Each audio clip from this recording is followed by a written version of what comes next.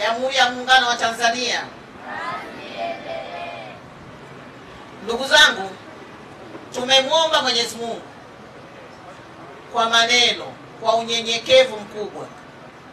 Kinachosindikiza maombi na dua zetu ni matendo yenye kumpendeza, ni matendo yatakayotuweka sasa Mwenyezi Mungu katika nafasi ya kutukubalia yale mahitaji ya nyoyo zetu na wilaya yetu kwa ujumla. Ninawaomba wananchi wa wilaya Meatu, wake kwa waume, wakubwa kwa wadogo, tuendelee kutambua amani, utulivu na usalama ndani ya wilaya yetu.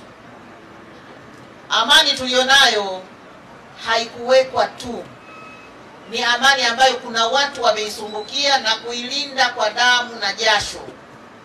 Kwa hiyo natoa wito kwenu, pamoja na kumwomba Mwenyezi Mungu, kama hatujafanya jitihada za makusudi za kuitafuta na kuilinda amani tulionayo, maombi haya yawezekana yakawa bure, kwa sababu imani bila matendo imekufa.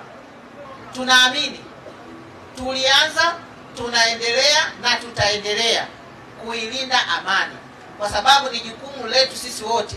Basi kila mtu alipo ajue kwamba ana wajibu wa kuitambua, kuilinda na kuienzi amani tulionayo.